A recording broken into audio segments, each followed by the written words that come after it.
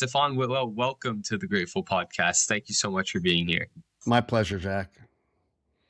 So listen, when I'm looking into your story, I see that you were worth around $35 million going into the 2008-2009 crisis, and chaos occurred. And after that, it kind of plummeted. And you started off in a very great American story, I would say. You had two teachers as parents, right? You learned the value of working hard, of side hustles. You went to Wharton School of Business, best business school in the country, went to Goldman Sachs, right? And so you had all the typical certifications and the diploma, and you were worth $35 million. I'm curious, how did you feel before the crisis started? How did you feel the way that you were promised by society? Yes and no. I mean, I worked really hard to get to where I was, and was grateful for the opportunities that I had. I certainly didn't get there without help. And I felt excited. I felt on top of the world, owned a lot of property, a lot of real estate, and then the great crash of 2008-9 came, and it all turned upside down in a heartbeat. I mean, lost everything, to the point where I went from perfect credit, banks were calling me up to lend me millions of dollars, to where I think I walked into a Best Buy or something, and I couldn't even buy a refrigerator that I needed on credit. It was like $1,500 or something. So it was quite a challenging chapter, to say the least. How old were you? You were in your 30s, right? Late 30s? I was mid-30s, yeah. Okay. That must have been a real identity switch for you, because you spent your entire life kind of in the high class or in Goldman Sachs, like making millions, and then automatically drop. What happened to your self-image in that crisis? Well, let me first clarify that when I first graduated from Wharton and I got my first job in New York City, despite the fact that I could walk to work and that they paid for all of my meals because they wanted to keep me chained to the desk, I was not, I was, I was losing money every month. It was only after I got my first annual bonus check that I was able to pay off my credit card, and I was like, phew, finally above water. Yeah. So I didn't start with much, and it slowly but surely rose up. But yeah, it was shocking and humbling. And I'll tell you, there are different aspects of it that were hard, right? I mean, at a superficial level, it was, I had all these people calling me that wanted to be my best friend, so to speak, that wanted to meet me and wanted to connect. And all of a sudden the phone went cold. People suddenly didn't want to be be next to me going through that. And it was also hard because I got in a fight with the bank and the lawyers.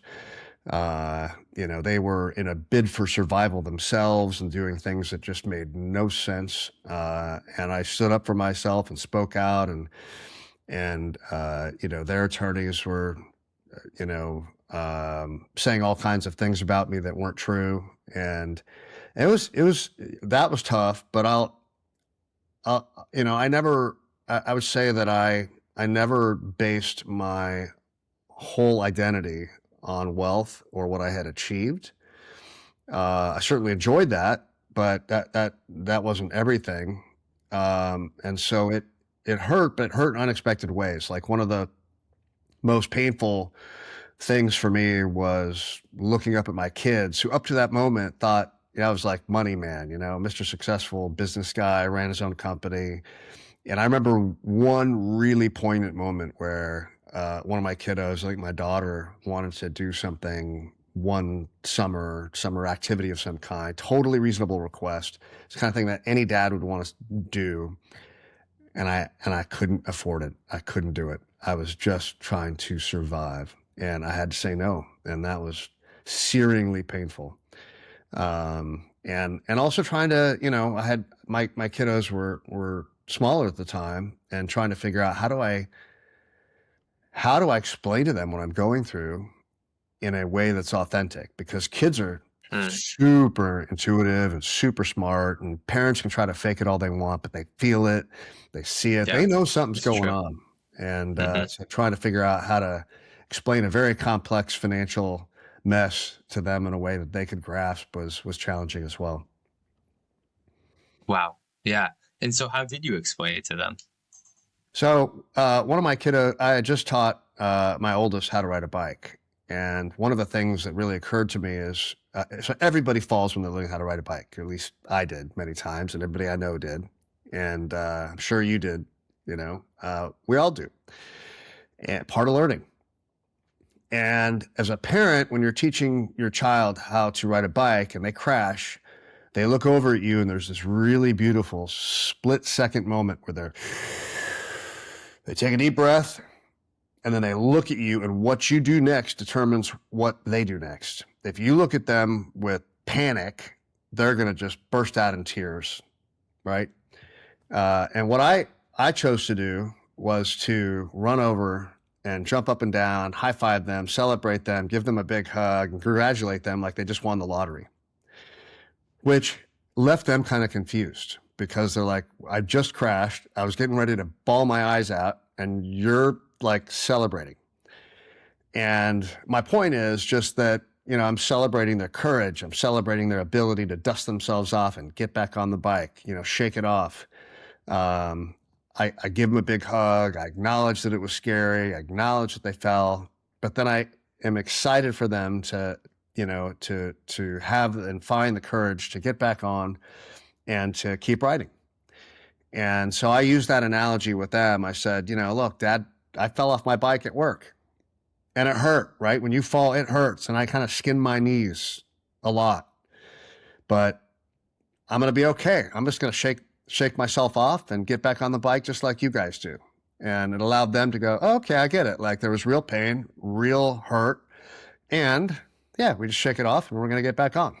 And so that was ultimately how it took me months to kind of think about it, to be honest. I was like, how am I going to do that? But that's ultimately what I landed on. And it seemed to land.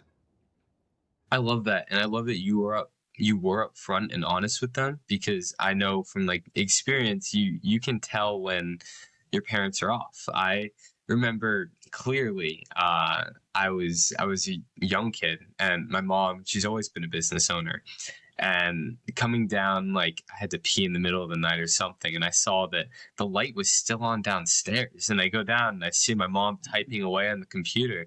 Like, Mom, what are you doing? Why are you not asleep? And she's like, oh, I'm just getting some stuff done. I couldn't, but I knew. I said to her, Mom, why are you stressed? And you see the look on her face, like, what do you mean? Why am I stressed? We still talk about it today because kids, they know. Oh, And the yeah, fact yeah. that you're able to relate it to them, that gives them so much more confidence as they're growing up to make mistakes as well. Well, Jack, I'd go even further. I'd say, the reason, I mean, as adults, it's easy to assume, oh, your kids don't know, they're not as old as me, they wouldn't understand. But they're talking about the head, right? Kids have hearts, and hearts feel it. They get it, even if they can't explain all the details. And I would say that that truth extends itself into adulthood at work, right? So when you're working with teams of people, the same thing applies. If you've got a problem and you're not talking about it, your team's going to pick it up. They're going to feel it, even if they can't intellectually figure out the puzzle of why. And so I think that truth continues throughout life, and it's just important to be real with people because they're going to feel it. And if they ask you, "Hey, what's going on?" and you're like, "Oh, I'm fine, it's all good," but it's clearly not, that erodes trust, and that will cause people to worry more. And the irony, of course, is the reason why people don't explain it is they're sometimes scared of how it will affect the team and how will people react, and they're trying to minimize scaring people or minimize the fear. But the irony is, if you handle it the wrong way, you're just going to create more.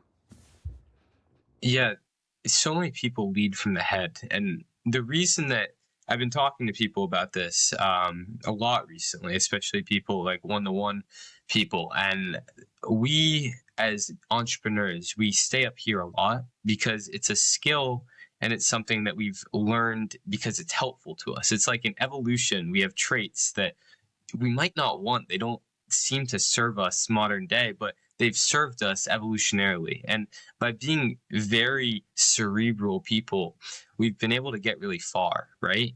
Both me and you know that, but it only gets us so far. And at some point, you have to let go and you have to unlearn that same skill and come back to the heart. And it's really hard to do because being up here has taken us so far, but it can only take us so far. Well, So it's I hard think to it's do really because important. it's a habit, right? And Yeah, that habit is built through school. Because what do we do in school? We test things that are linear, and we get you in your head, in your head, in your head. And rare is the school subject where we're working on your emotional muscles. You know, yeah, it's true. and yet all of life revolves around your heart. Love, even purchasing decisions in business are emotional. We then rationalize it with our head. So, about that time, I was doing some leadership training, and I lost all of my money. My marriage was struggling. I was beating myself up inside. I was hitting rock bottom. I was really struggling, and I I was doing some coaching, and one of the things that came out of that is I realized that to protect myself, I had been shutting my heart down or shutting my heart out. I had been putting up walls to the outside world. And I began to see that um, had consequences. And one of the consequences was that by not connecting with people, I wasn't having the impact and able um, to engage in a deeper way that I had been accustomed to earlier in my life and find it effective to be. And so I made this commitment at the bottom, it's rock bottom, that I'm gonna live life from my heart. I'm gonna be heart led in all the areas of my life, including business. And that was probably one of the most important commitments I've made in my life, but also hard because at the time, Jack, I had no idea what that meant. I knew intuitively that that was right and that's what I needed to do, but I'm like, what does it look like to be heart led in business? That doesn't make Yeah. any sense. How do I do that? Like came out of investment banking where it's like, numbers and negotiation and, being a hard ass and like leading with my heart. What does that look like? I'm like, okay, I don't have any idea what that means yet. I have no idea what that looks like, but I'm committed to it and I'm going to figure it out. And that's what I've done. And what does it look like? Say that again. What does it look like?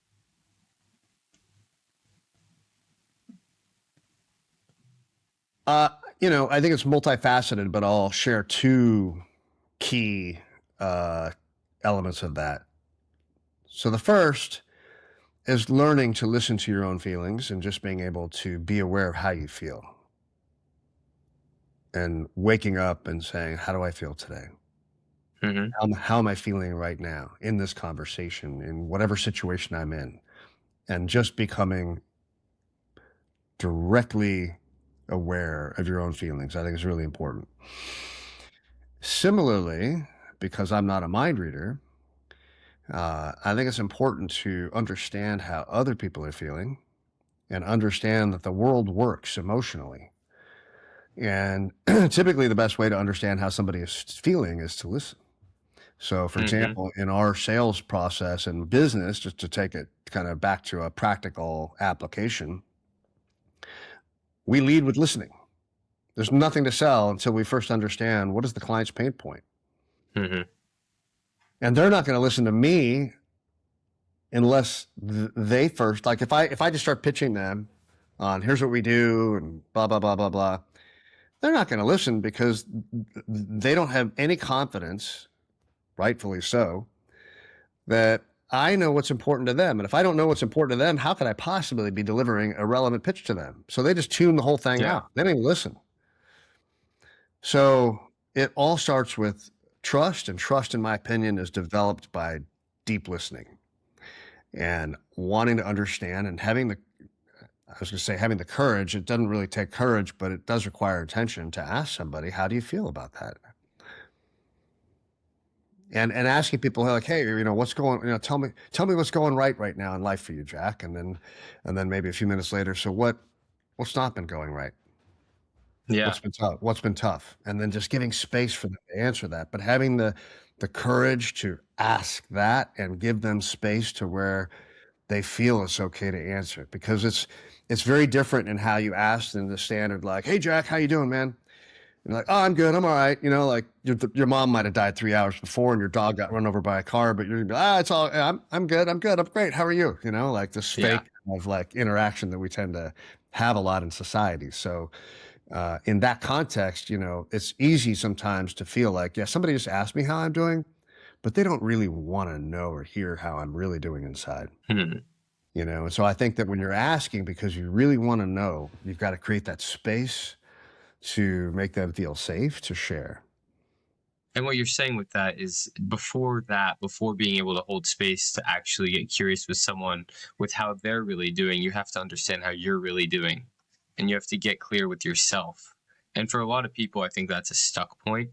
Uh, we have so many ways. I just made a video on this or a podcast on this today that I released, and it's that we have so many ways that we can just distract ourselves, and it doesn't allow us to understand who we are, what we really want, how we're really doing. Because if a negative emotion comes up, or even something that just doesn't feel exciting, we can scroll on our phone, we can put in a song that we love, we can call one of our loved ones that's across the world. And some of those things are great, but it's so easy to ignore ourselves. And I agree with you, where if you want to come from the heart, you have to understand your heart first. Yeah, you got to feel. You got to feel. And the other thing I'll say too is leading heartfelt life. Another example, specific example, would be how you communicate. So you could ask somebody like, "Jack, how are you?" Or if it's Jack, "How are you?" And they're two totally different expressions of the very same words. And so I think the other one of the more advanced applications of that is to, when you engage with people, infuse what you're doing and saying with emotion. Mm-hmm. And and that emotion can sometimes be intentional in how it's expressed. Sometimes it can be private. Could be you going into a negotiation for your final job interview after you graduate college or something, and you needing and wanting to have that confidence, but you got to feel that confidence. You can't just tell your head, "Be confident," right? That's like about as effective as trying to tell somebody, "Don't worry about it." Well, how well does that work, right? Doesn't work at all. You have to Go up to feel the it. plate and hit a home run right now. Like, you can't control that. You have to feel that. You have to feel confident going into that. And you really got to practice that feeling of confidence. And that gets into exercises like visualization and other things you can do. But going into an interview really feeling confident, you're going to do better. You're going to present better. And so, you know, I think that leading a heartfelt or a heart-led life creates both more human connection, but I think it also can be very effective in a pure business context. Do you think that by going through that in such a negative, I think everything is subjective, but experience, do you think that allowed you to feel more because you're able to feel a negative, and that allowed you to understand how to feel positive? Yeah, it wasn't just negative. It was horrible. It was searing. It was painful. It was depressing. It was so many things, frustrating. And I think the answer is yes.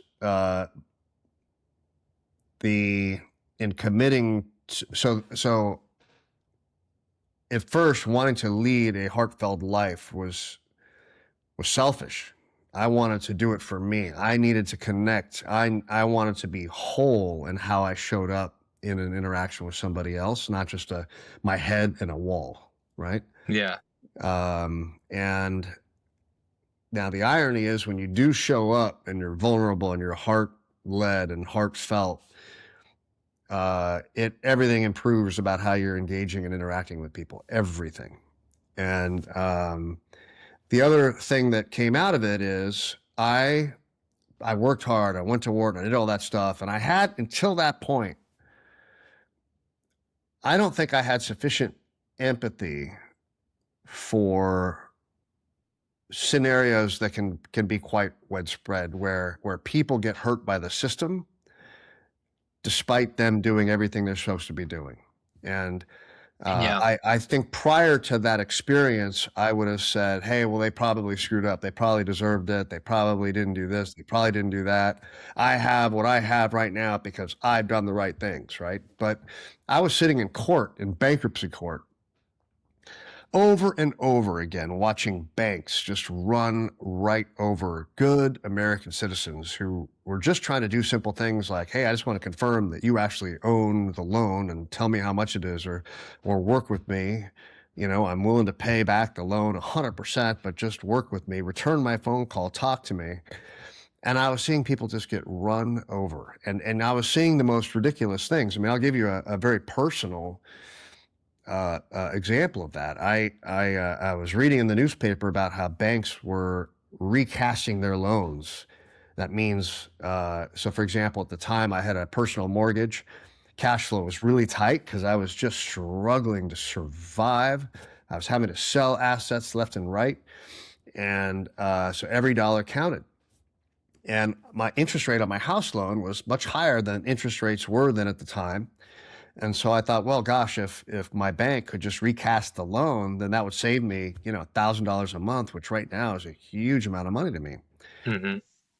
So I called the bank to talk to them about it because I was facing just economic disaster. I was heading towards a brick wall at 200 miles an hour, and I, you know, I could clearly see it coming, but I couldn't stop what was happening. And so I was trying everything I could. And so this is just one of the many things I was doing to try to address the situation. And so I called up the bank, and the bank basically said, sorry, we can't talk to you. We can't negotiate with you. We can't help you until you're first 3 months behind on your rent. I'm like, wait a minute. I'm calling you proactively, not after the fact, but proactively trying to avoid a problem. And you're saying you won't even talk to me until I am, and you're actually suggesting that I intentionally become delinquent by 90 days. And the answer is yes, because once you're in the 90-day past category, then new avenues for talking with you become available. And I was just like, man, that is so messed up. That is, you know, and that happened to millions of Americans where, you know, so then the consequence of that is, okay, now that you've committed harakiri and screwed your own credit on purpose, now we'll talk to you. Right. And now we'll help you take advantage of these government programs, you know, blah, blah, blah, blah, whatever. Now we'll help you. But like, you know, the idea of making somebody ruin their credit before you'll then talk to them is just, to me, is just the height of absurdness. And I saw so many Americans go through these horrible, crushing situations where they were getting run over by large financial institutions who, by the way, were only surviving because they got billions of dollars in bailouts from the government, which is funded ultimately by us.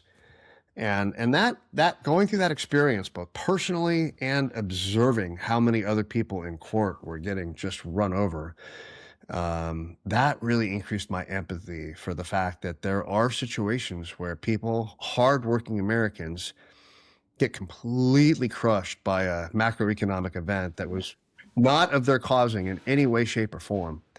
And so I think that increased my humility and allows me to be more empathetic to the plight that many good working Americans can face from time to time. That you know, until that point, I thought, well, you know, self-determination explains everything. Not always. Mm-hmm. That's such an important point to understand. I've definitely fallen into the trap of like getting to like, oh well, we determine everything that happens to us, and we don't. Things can happen to us that are beyond our control, and yeah, we have to react positively, but it doesn't take away from the fact that there can be negative things that happen to you that are out of your control. And especially in the space we're in, where it's where it's entrepreneurs and people doing things for themselves, they love to have that mindset of self-determination because it provides utility in our sense, but you have to have the empathy to realize that it's not always that way. I'm curious. Yeah, Is and to that point, Jack, I think that it's important to hold ourselves to those standards. but I think it's important to offer other people grace and realize we may not fully understand the situation that they're going through, Hmm. and to just not be judgmental about them. Focus on hold ourselves accountable, hold ourselves to the highest standards, but you know, consider being graceful to others and not being quick to judge them and their situation, and just focus your efforts on what you can do to improve your situation, how you can grow and become better than you were yesterday, would be my advice on that. That's a very Marcus Aurelius like thing to say. Marcus Aurelius said in Meditations that, I don't have the exact quote, but you should hold yourself to a higher standard than you hold everyone else to.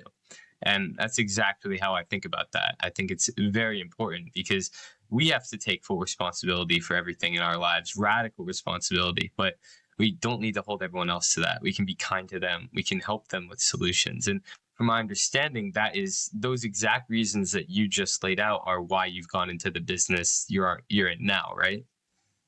Yeah, I was floundering around trying to figure out what the hell am I going to do? I just lost $35 million. I have terrible credit. I don't have a balance sheet. I can't. I mean, banks aren't keen to lend to me. What am I going to do? And I went to a mentor, and he told me something that changed my life. Actually, asked me a question that changed my life. And he asked me what seemed like the most irrational question to me anybody could ask me. He goes, "Have you ever thought about being a financial advisor?" I'm like, wait a minute. I just declared personal bankruptcy. I've just been, sued by 3 banks. I've been going through court, working on paying off this debt for 2 years. I lost a huge amount of money. And you're suggesting I should be a financial advisor and advise other people? Am I hearing that right? and and then what he said next is what totally changed my life and gave me perspective, because it's really what allowed me to make lemonade out of lemons. He goes, "Stefan, I would rather have a guy with your kind of credible experience, work experience, fancy degrees, certificates, all that stuff, who has failed and walked through fire and learned from that, than somebody who has the same fancy degrees, who's sitting in a room, thinks they're always right, and they're the smartest guy in the room, and they're never wrong." And I thought about that and I said, gosh, yeah, you're right. Why? Because life always throws curveballs. So, like the guy that always thinks he's right, you wouldn't want that guy being your guy. You'd want somebody that has proven their mettle, who has walked through fire, who can be empathetic, who can be humble to the fact that you don't know what you don't know. And that opened my eyes. And from that moment forward, I was like, you know what?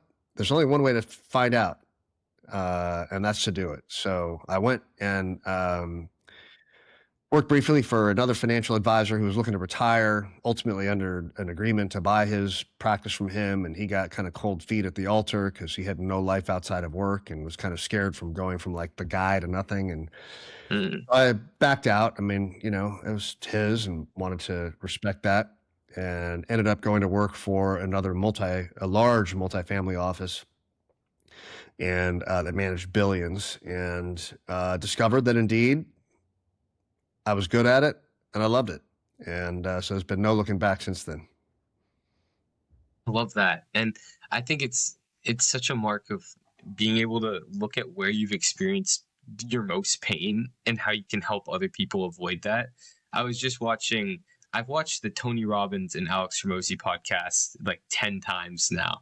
And that's one of the points that stuck with me the most. It's like you're most fit to serve the people that have gone through the biggest pain in your life, and you're able to help them. And it seems like that's exactly what you've done.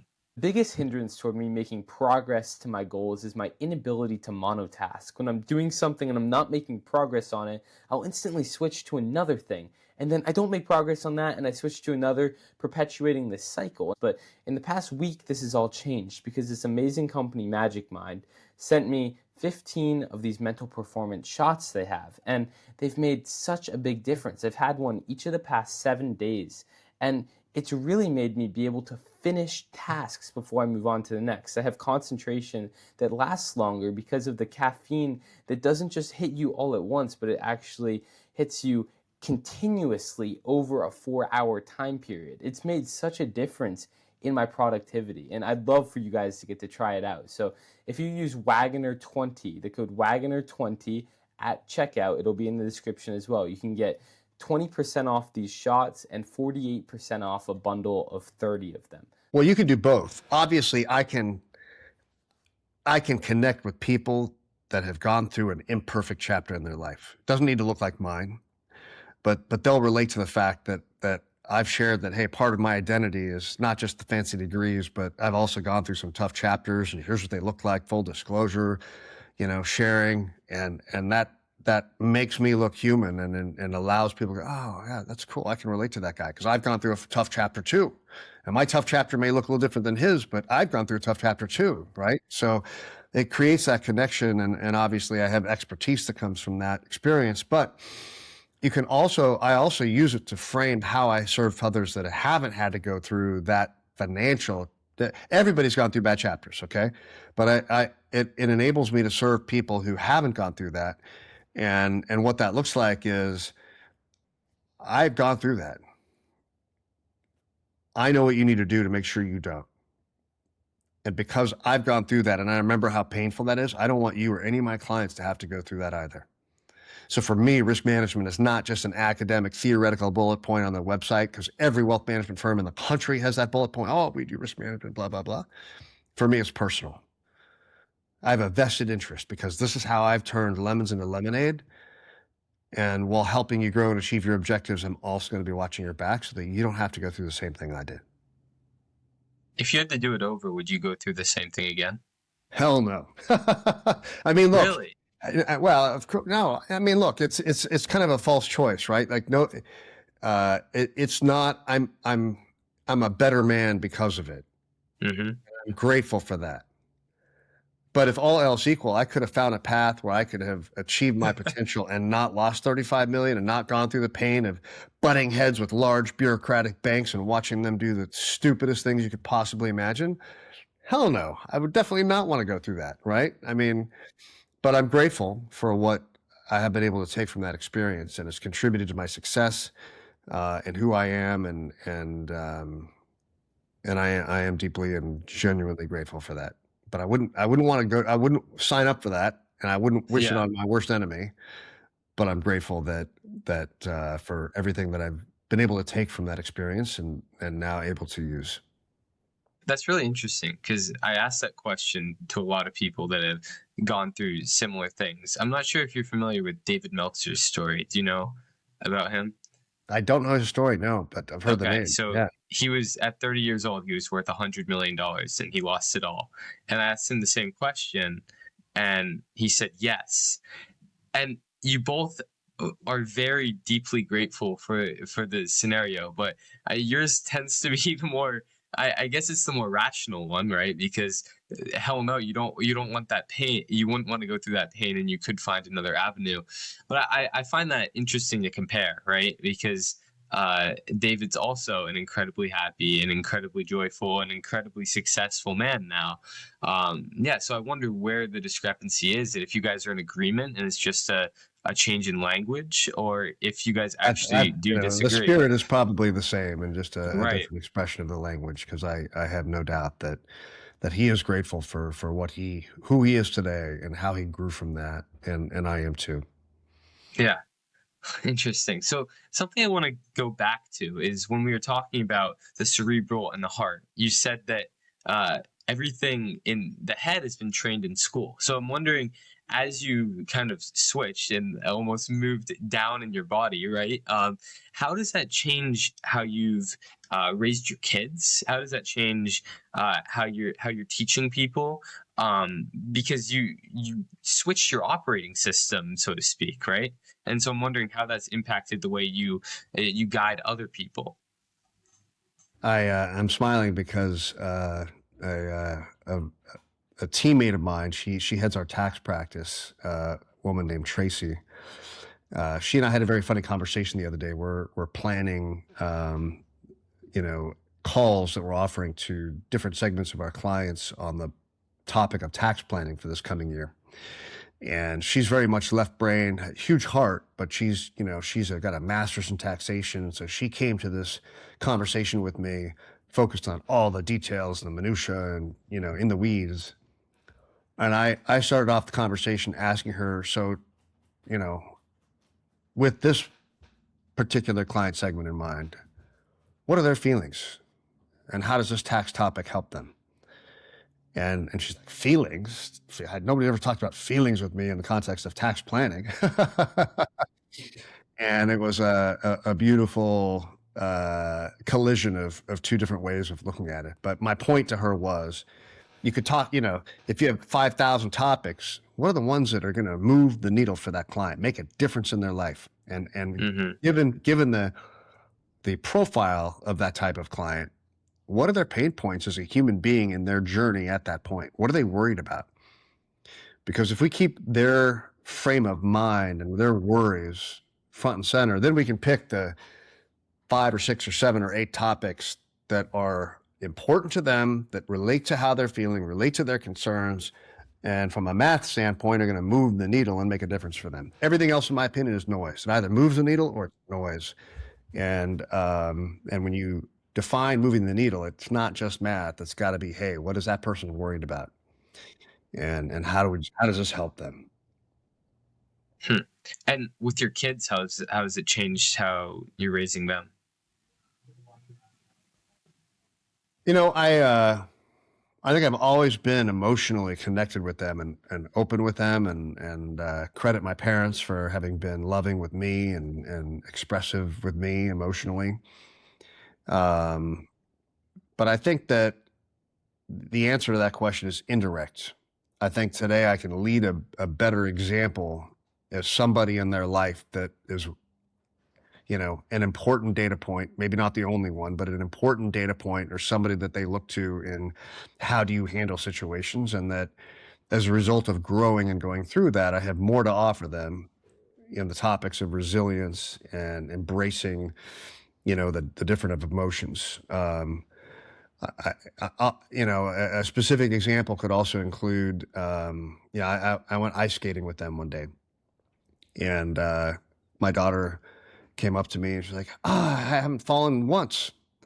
And I looked at her with a frown and I said, I'm sorry. It was just a really illogical answer, I think, from most people's perspective. And what I had told her, I said, I hope you fall. And she said, what? I said, yeah, I hope you try some new things. And, if you haven't fallen at least once, it means you're not pushing the envelope and trying something new enough. So I hope you fall. Okay. So, because I wanted to create at home and I actively cultivate at work, a culture of permission to fail, need to be failing at something. If you're not failing at anything, you are living too safe of a life. You are living in fear. You are not pushing your boundaries. You are not going out on the limb.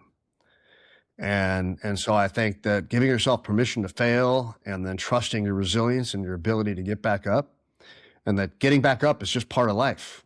And hopefully because you're falling on account of more often on account of intentional experiments and trying new things, so I think that's one of the ways that it's shaped who I am as a parent and potentially a role model. Encouraging failure. I love that. Yeah, as a child, I never understood why my parents would want me to get in trouble, for example, or want me to face such adversity. I remember being frustrated as an 8-year-old. We didn't even really get grades, but whatever. I'd get great grades, always goody two shoes with. And then one day I was talking while the teacher was talking. She called home. My parents were so proud of me. I'm like, guys, I feel terrible right now. Why are you proud of me? But it made me realize as I've progressed, I've constantly broken more and more rules and finding out who I am. And I think that failing and getting back up is the only way you can really build character and find out who you are. It's like smashing down another mirror, peeling back another layer of the onion, And I think that's so incredible that you've taught that to your kids and you teach that to your company, because I know that I would never want to work in a place where I wouldn't feel comfortable failing, because then you never grow in any way. And it's tricky in companies, you know. I mean, the higher you get, the more difficult it is to take on big new challenges. You know, you have so much more to lose because you're making a lot of money. You screw up, you get fired, or you get moved to a different division that you don't want, or whatever. I mean, it's rare to find a company where you're really, truly, genuinely encouraged to fail. And high quality. What does high quality failure look like, right? You know, I mean, did you fail because you were sloppy and lazy and no follow through and poor communication and no organization? Well, that's bad failure. Or did you fail because you went on a limb, you had a thesis, well-researched thesis, you gave it a go, gave it your absolute all, and the results are absolutely subpar? The answer is this strategy does not work. Okay, what can we learn from it? And let's pick up and redeploy. And so I think it's, you know, permission to fail, high quality failure, learning to formalize results from that failure. So not just being like, okay, we'll learn from it, move on, but like, well, what specifically did you learn? What specifically did you learn? And did you write those lessons down? And can you give me examples of how you can anticipate maybe using those lessons in what context going forward so that we're getting maximum use and ROI on those lessons? Right. So I think there's a lot to learn about that process. And it's just rare in big companies. You know, you take somebody like Elon Musk, or even some of the decisions that Jeff Bezos has made in Amazon. They couldn't have done that in most cases, except for the fact that they were the boss and they had that leeway, you know. So, yeah. Have you read Ray Dalio's book, Principles? You know, I've read excerpts of it. Okay. Is that the one where he has all the like 400 rules and all that? Yeah. I like his storytelling more than just reading like the actual rule part. But what you're saying reminds me a lot of like how he runs his company, and like making sure that people have clearly written down exactly what they've learned and specific, and they apply that to next time. And you shouldn't fail at the same thing more than once. Don't make the same mistake again. You learned and you make yourself better from it. It reminds me a lot of how like sports is where I think most people learn these lessons, and especially for athletes, that it dictates how they fail in their lives, in their careers, in relationships, is how their coaches worked with them when they're younger. I don't know if you see that. You know, you can learn it you can learn it from a good violin teacher. You can learn it from a football coach. You can learn it from a parent. I just think it's important that you learn it. And it's not surprising that Ray, I haven't finished reading that, so it makes me want to, I've got the book sitting here somewhere on my bookshelf. But I'm a big fan of him. And, you know, he has an interesting story because he himself at one point almost went bankrupt. And today he's a billionaire. And so, yeah, what another great story of resilience. Yeah. I'm curious, something we haven't gone into yet is I read about you like moving to Japan and learning from monks. And where did that fit into your story? And what have you been able to apply to your life from that? I think a lot of times people separate the two, like monk and real life. But there's a convergence between the two. And I want to explore that with you. Yeah, so I in high school I studied martial arts, and I was very interested in Eastern philosophy and Zen and stuff like that. And but the more that I read, the less I understood. So what I meant by that is what I mean by that is I would read something, I'd read a sentence in some Zen book, and my brain would be like, I can think of 35 different ways to interpret that sentence, and I have no freaking idea which of those ways is actually legit. Yes. So I mean, I read it, I kind of think I get it, but like, I really don't have any idea exactly where this is going, right? Not in a tangible, like, oh man, visceral, deep, like I get it, right? And I'm like, I think I get it, maybe, you know? And so I got irritated with that. So in college, the first couple of years, I was bored out of my mind. I mean, it was like, you know, they made us take a remedial English class because so many Wharton students who were really good at numbers and terrible at writing. And, I was in some management class where it's like, hey, here's 10 theories on how to manage people. And I'm like, this is dumb. I've already been managing people in my jobs in high school. And like, I just can't get excited about this hyper intellectual construct on ways to manage people and different theories of it. I'm like, super boring. And then I'm like in some boring cost accounting class where like, hey, here's 3 different intercompany transfer pricing models on how to account for widgets. I'm like, there's no cute chicks in this class. And there's like, I don't own a bunch of widgets. So like, I'm feeling like this is really not a very exciting class. And so I'm like, maybe I should just drop out of Wharton for a year and go study martial arts and a healing art and go figure this out. And I thought, man, that's a really good idea. So I ended up doing just that. I got some support, convinced the dean of Wharton to give me a year off, and went over there and created my own year abroad, like nothing to do with academics. And as part of that, in effort to kind of decipher all this crazy stuff I was reading that I going in circles on, I met a woman who had in turn met on a bullet train and become friends with a very famous Zen master who was then alive. He was guy Yogo Shuigan Sanshu, and he had written like 15 books. He was on TV all the time. Like, he was a legit, like, super respected Zen master. And so she had this incredible, like, deep connection with him, and she called up his office and said, hey, I want to, I've got this crazy foreigner from, living with me as a, student abroad kind of thing. And he, for some crazy reason, wants to study Zen and learn, so they're like, well, okay, maybe, well, let's just meet him. So she arranged an interview, and the interview was just hysterical. It involved mostly sweat, a few grunts, and I mean, I was sitting across from the Zen master, and he was asking me these super deep questions about, like, stuff that I would have had trouble answering in English, and much less Japanese. And I'd taken some Japanese at that point, but my Japanese sucked. And his Japanese was like grandpa Japanese. He was old at that point. Yeah. They would shrink like Ohayo gozaimasu, which was like good morning, formal good morning, like Ohayo gozaimasu, would shrink down at his level of seniority to like, us.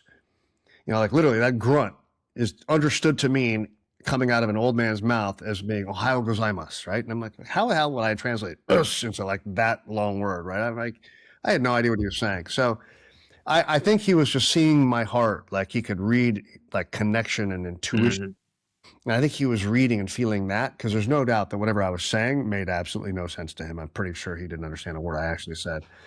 And at the end of that, he said, okay, if you want to live here, you can, but on one condition, you have to stay for 3 months, which is kind of their first part of their kind of boot camp of Zen training. And ultimately, they induct you to become a formal Zen monk, and it's like a career path. Yeah. And so I came back a few months later, and they had to shave my head, and thus began an incredibly amazing 90-day experience of a lifetime. I was the second foreigner in 600 years to have that opportunity there. And, wow. It was a hilarious, amazing, deep experience. I mean, when I first showed up there, his underlings who were in charge of, he lived at such a high level. He would just kind of like set the direction, expected everybody else to implement stuff. And so you had these like high level monks who were responsible for me. And they're like, we've had one of these in 600 years. We don't know what to do with this guy. Like, he doesn't speak our language very well. He doesn't know anything about Zen. Like, what do we do with this guy? So they stuck me in like this insanely beautiful, like guest room, like gilded shoji screens, incredible art. Like, didn't know what to do with me. Stuck me in that room for like 3 days, and they would come check on me periodically, And I'm like, I'm not like I was in Exhibit A, And so I kind of raised a concern, a complaint, or whatever, and so I said, okay, fine, we're putting you in with the general population, and I also didn't fit in there very well. And so I have all sorts of funny stories about where my lack of Japanese and lack of understanding around their rules. It was very regimented. Yeah. It's like boot camp, and I would just do all sorts of things wrong and just create all kinds of issues completely unintentionally, but nonetheless that I can laugh about now, but at the time we're like, whoa. Yeah. Huh. That is incredible. So were you like 20 years old? Yeah, I turned 21 while I was there, and it was amazing. I got exactly what I wanted out of it. And you know, he was an amazing teacher, and it was an experience that was very formative.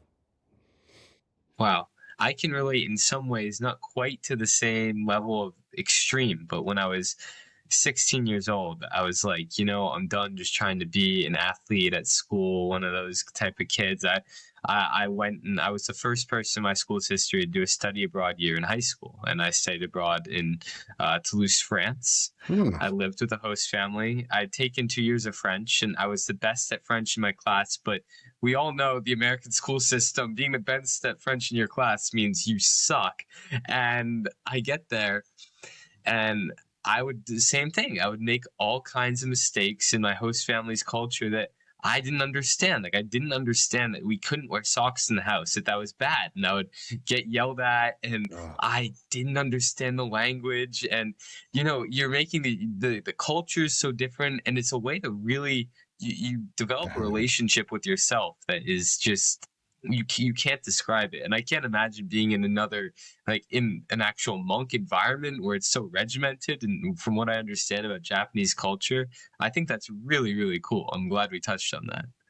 yeah, I mean, it's funny. I remember even outside of the monastery, just when I was living with this woman and her family as an exchange student, committing a cultural crime. We were sitting down for dinner, and everybody just served a bowl of rice, and I grab a bottle of soy sauce and I'm like pouring it on the rice, and they're horrified that you do that. Why? Because there, the rice is, they go to great pains to pick the exact type of rice that they have, and it's washed impeccably, and they can enjoy the smell of it and the taste of it.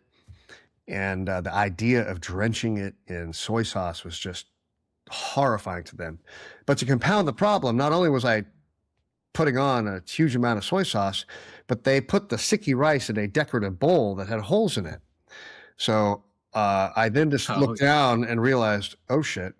And I had created a stream of soy sauce that was now moving across the table. And there was just this like fabulously thick sense of tension at the table. And the father looked over at me like, what the holy hell is going on here? And I look back now and just have to laugh about it. But I mean, all kinds of things like that, where it's just like, those moments of tension where you can't, you just feel it, but you can't verbalize anything. I went back, actually. I visited my host family, not last weekend, but the one before. And I became fluent in French by the end of the year. They became like a family to me, although very different culturally than what I'm used to in my family. They're still like a family to me. yeah. And it was really cool to have that moment of coming back for the first time since I'd been there. Did you ever get to go back and revisit them? I did, yeah, and I also got to host them. They came to New York No once way. while I was an investment banker there, and so I took a couple days off to show them all around. And it was a very impressive story, actually. So I was in this monastery, and ultimately the guy that ran the monastery, the chief operating officer, if you will, his name was Kaneko Roche, and he would periodically call me into his sitting room. And he would say, so what are you doing after this? After the 90 days are over? And I'm like, well, I'm not sure where I'm going yet, but I want to keep exploring Japan and keep studying martial arts. And he's like, well, so you don't have a plan yet? I'm like, nope, don't know where you're going yet. I said, nope. Do you have a place to stay yet? I said, nope. He goes, do you have a budget yet? I said, nope, I'll have to work. I'm just putting myself through. I don't have a lot of money. And he's like, well, that sounds pretty irresponsible. I think you should go back, graduate, make some money, and come back with a plan and a budget to support it, and then do that. And I'm like, I can't do that, because when I graduate, I'm gonna have a ton of college debt. I got to work, pay that debt off. Like I can't. This is it, So I'm gonna go for it and figure it out. And he must have called me like every week for like 5 or 6 weeks into his room and asked me the same questions. I gave him the same frustrating answers.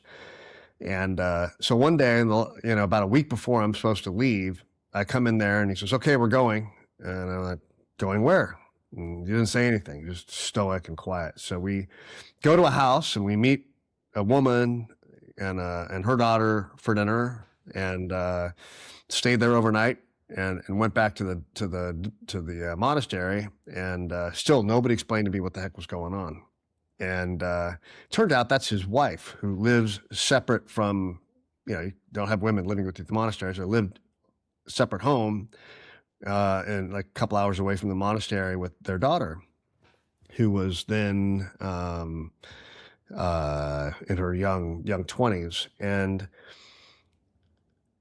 so he said, "Look, I've tried talking you out of staying because you don't have a plan and anything like that." He says, "So I can't convince you to do something the right way. Now I feel compelled to try to help you." And so he said, "Look, the people we met with is my wife and my daughter, and they're willing to host you for the remainder of your trip." Just like that point, another 6 months or so, as long as, the deal is you won't have to pay rent. You're welcome to eat anything in the refrigerator, and you need to help around the house and do whatever it is that they ask you to do. So, they'd ask me to build a fence, I'd build a fence. They asked me to clean the toilet or take out trash or whatever, I would do that. Whatever it is. Okay, great. So, if you think about that, it's pretty amazing, because what happened is when I moved in, all the little old ladies in the whole part of town would instantly come over every day to check on his wife, because he had this strange male now living in the house. And that's incredibly vulnerable to take in a guy that you didn't know, right? And the amazing amount of trust. And that trust really got driven home to me the very minute I walked into their front door. So I walk in, and in the genkan, which is the entrance to the house, there was a big painting that ostensibly was like a celebration. And I asked him about that painting, and all of a sudden, temperature kind of dropped, and they weren't sure who to explain it or whatever. So finally, it comes out that that was a painting of the ritualistic parties that were held for the men who were sent away as kamikaze pilots the night before, knowing that it was really a goodbye party and they were not coming back by virtue of the mission, right? I mean, kamikaze pilots by definition die at their target. So very sad, because these are families saying goodbye to their brothers, their sons, and so it was a celebration, but a very painful one. And they both had brothers who died as kamikaze pilots. And yet, here they were, decades later, inviting in this American to live with them. Yes. And it was just so gracious, so humbling. And, they loved them, just an amazing family. And was really moved by their generosity. Wow. That's an incredible story. Yeah. I never knew that they had those parties, and I rarely have the foresight to think about like that side, just the way we're taught in school. It's really hard to think about other perspectives. We're always taught from the American perspective. When I lived in France, it was the French perspective. Here in London, history is in English perspectives, I love moments like that. It must have been so eye-opening for you. Yeah, it was a swallow extra hard moment. I was like, wow. I mean, I was glad that I asked about that, but also wow, I mean, just like that really underscored their generosity and right. The trust that they were putting in me, that I worked very hard to protect. Yeah. Wow. I'm so glad that we ended up touching on this. Stefan, this has been an incredible conversation. I'm so grateful that you got to come on the podcast.